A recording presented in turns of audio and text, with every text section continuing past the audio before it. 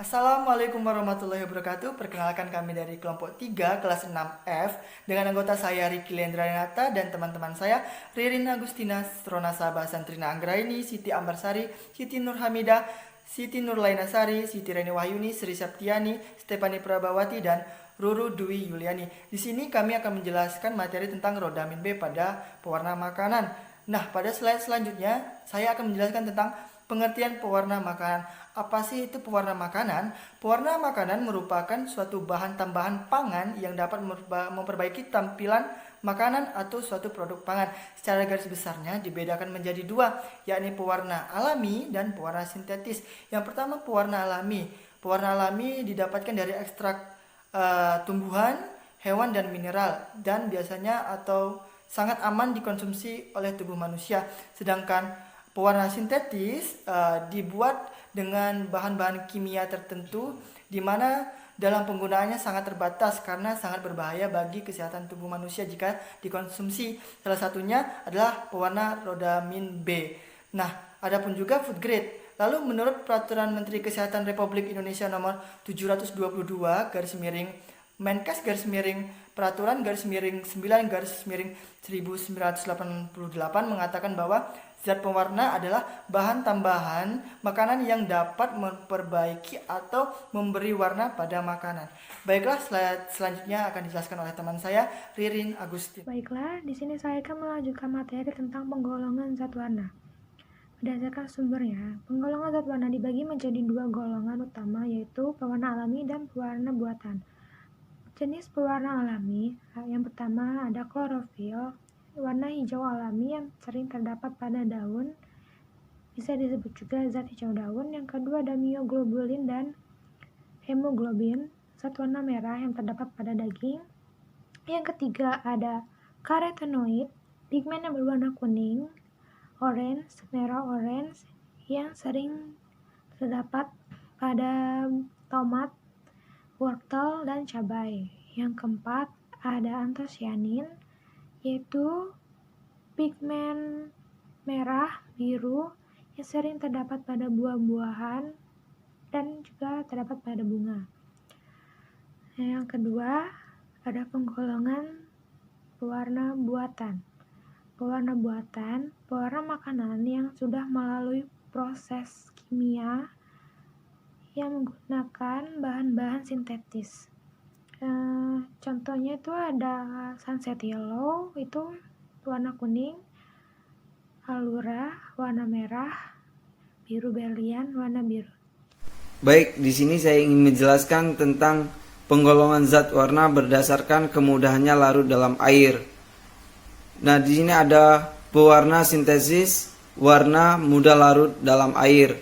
Yang pertama, rodamin B, ia memiliki warna merah dan tidak mudah larut dalam air. Yang kedua, ada methyl yellow, ia memiliki warna kuning dan tidak mudah larut dalam air. Yang ketiga, melachit green, ia memiliki warna hijau dan tidak mudah larut dalam air. Yang keempat ada sunset yellow, ia memiliki warna kuning dan ia mudah larut dalam air. Yang kelima ada tartrazine, ia memiliki warna kuning dan ia mudah larut dalam air. Yang keenam brilliance blue, ia memiliki warna biru dan ia mudah larut dalam air. Dan yang ketujuh ada carmine, ia memiliki warna merah dan ia mudah larut dalam air. Yang ke-8 ada erythritazine, ia memiliki warna merah dan ia mudah larut dalam air. Yang ke-9 pas red E, ia memiliki warna merah dan ia mudah larut dalam air. Yang ke-10 ada araka, ia memiliki warna merah dan ia mudah larut dalam air. Yang ke-11 ada indigo carmine, ia memiliki warna biru dan ia mudah larut dalam air. Yang keempat Ponciu 4R yang memiliki warna merah dan yang mudah larut dalam air. Baiklah, slide selanjutnya yaitu perbedaan zat pewarna alami dan zat pewarna sintetis. Pembeda yang pertama yaitu warna yang dihasilkan. Zat pewarna sintetis lebih cerah, lebih homogen, sedangkan zat pewarna alami itu lebih pudar, tidak homogen. Terus pembeda yang kedua yaitu variasi warna. Zat pewarna sintetis itu lebih banyak variasi warnanya, sedangkan zat pewarna alami itu lebih sedikit. Yang ketiga yaitu harga.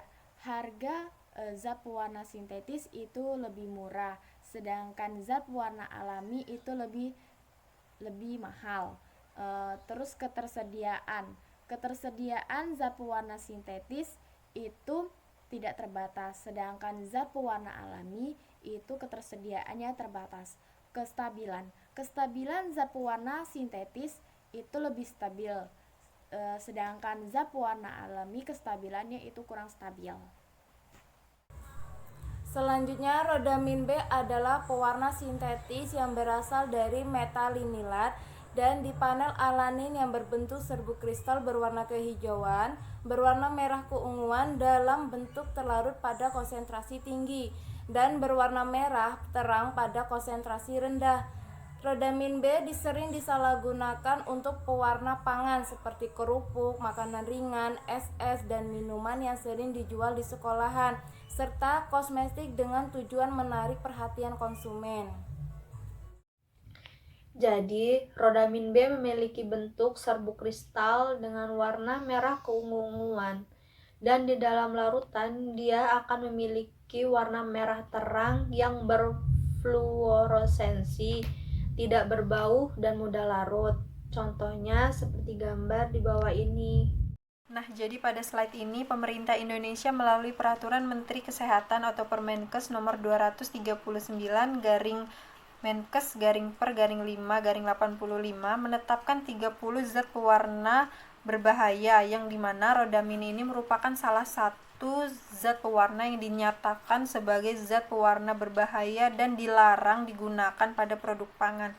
Nah, jadi di sini jelas sekali pemerintah Indonesia sangat melarang penggunaan rodamin B atau zat-zat pewarna lain yang berbahaya pada produk pangan atau olahan pangan. Tentang tanda-tanda makanan yang mengandung rodamin B. Yang pertama, berwarna merah menyala apabila produk makanan dalam bentuk larutan atau minuman yang berpendar atau berfotominesensi. Yang kedua, berwarna tidak pudar akibat pemanasan yang digoreng atau direbus. Yang ketiga, banyak membentuk titik-titik warna karena tidak homogen, misalkan pada es putar dan kerupuk. Itu tanda-tanda dan gejala kronis yang terpapar pada rodamin B. Yang pertama itu dapat terjadi gangguan psikologis tubuh seperti kerusakan saraf, dan yang kedua itu mempunyai efek racun yang beresiko merusak organ tubuh, berpotensi memicu organ kanker serta mengakibatkan gangguan pada fungsi hati.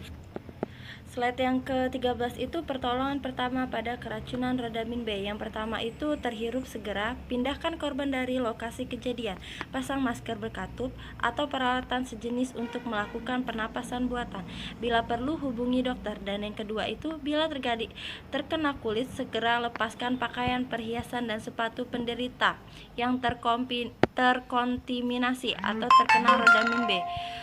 Cuci kulit dan dengan sabun dan air mengalir sampai bersih dari rodamin B selama kurang lebih 15 menit sampai 20 menit. Bila perlu hubungi dokter.